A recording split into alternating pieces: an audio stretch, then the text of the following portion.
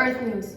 So, the question of today is, are we the main cause of global warming? If so, is it time to act now? Today, our visitor, who is a Chicao climate specialist, Micaela Lisier, is here to guide us and help us understand more deeply about Chicao's carbon emissions, why people are concerned about greenhouse gas levels increasing, Chicao's reduction targets, and mitigation strategies. I know that when we hear climate change, we do think doom and gloom, the world is coming to an end. So, what can you tell us about it? What is causing this? What can we do to help reduce this from going? And thank you for having me today. Yes, Chicao's greenhouse gas emissions are prolific. Therefore, if no changes are made, it is likely to continue to do so for years, leading to far-reaching environmental and health effects. So, in order to understand, I'm firstly going to tell you what are Chicao's three primary sources of greenhouse gases. These are the following: the consumption of electricity, natural gas, and transportation. Nowadays, Chicao's citizens are concerned about what will happen if Chicao continues on its current path. Here's what is expected. Emissions will grow 125 million metric tons in 2020 and 169 million metric tons of carbon dioxide in 2050. But why is this so important? So this is important because if we continue to ignore this issue, what will consequentially end up happening is that there will be increased concentration of greenhouse gases in the atmosphere, substantially warming the planet. Therefore, the consequences of global warming can have human health effects, due to it leading to many diseases such as waterborne diseases, antivirus, onchocerciasis, also known as river blindness, and tuberculosis.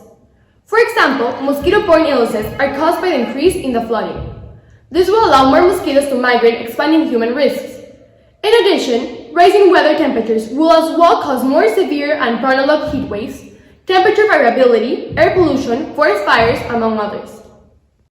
So, the science behind why our climate is changing is pretty straightforward. Here is why. When we burn fossil fuels to produce electricity, heat, and more, what happens is that it emits greenhouse gases, like carbon dioxide and methane. These gases trap the infrared heat emanating from the Earth's surface, which originally comes from the sun, into the Earth's atmosphere as heat. As more and more greenhouse gases are released, more heat gets stuck, and the planet warming increases. This process continues, disrupting the climate system that has made life on Earth possible. Therefore, carbon emissions are more like a negative feedback loop, as long as it's not disrupted. For instance, nowadays it can be called a positive feedback loop, due to it being affected by the human daily activities. For this, I will be discussing Chicao's mitigation strategies in order to reduce these emissions potentially, to try to stop this positive feedback loop from going. This is because when you increase CO2 levels, it then leads to a warmer atmosphere, to a warmer environment that will warm the oceans, which then will cause the oceans to uptake less CO2, which will cause more CO2 to be in the atmosphere, which will cause warming to increase even more, and so on.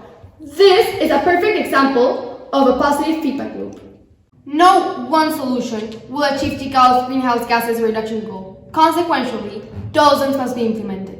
This is why Chicao has come up with 33 emission reduction strategies that, taken together, they will be able to reduce 15.1 million metric tons of carbon emissions.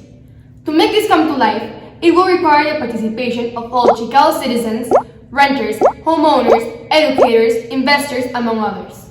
This result will not only decrease greenhouse gas emissions, but as well it will provide a better and more advanced lifestyle, due to these changes leading to improved air quality, reduced energy costs for homeowners and businesses, and a cleaner society. Starting with the mitigation strategies, energy saving in buildings and automobile miles not driven are the two methods that can account for nearly half of the targeted carbon emission reductions. For instance, using renewable sources of energy and more efficient vehicles will ensure that the energy we use is as clean as possible. Moreover, improving the energy efficiency of buildings is the most significant single opportunity for greenhouse gases reduction in Chicao. This is due to 70% of Chicao's emissions coming from electricity and natural gas use. Isn't that incredible? In the case of Chicao, also 80% of the buildings that will exist in 2020 are already built.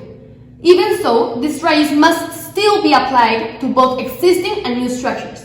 In fact, these strategies would reduce Chicao's greenhouse gas emissions and bring additional environmental and economical benefits.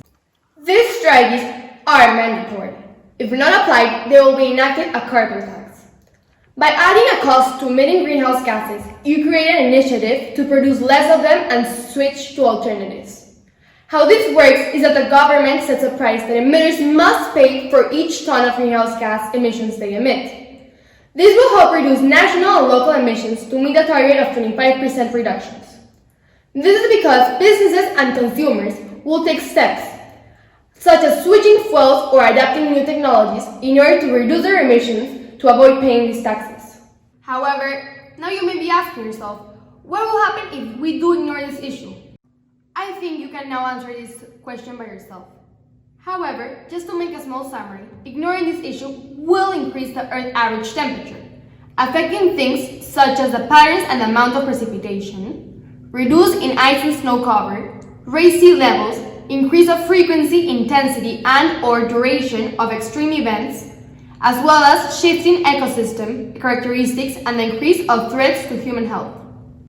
If these strategies end up working, many positive changes will be seen. However, our actions do not yet reflect the change needed to solve the problem.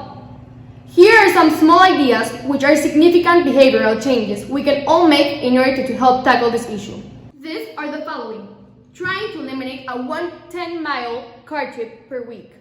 Try reducing AC heating temperatures by 3 degrees or increasing cooling temperatures by 3 degrees. Turning off 360-watt bulbs 2 hours per day. Replacing air conditioning filters and turning off video equipment and electronics can significantly impact CO2 savings. Eventually, this personal behavioral change would substantially reduce greenhouse gases. Thank you for coming today and for giving us so much important information. You're welcome, Virginia. I hope I have clarified the doubts and made people aware so that they can be part of this change.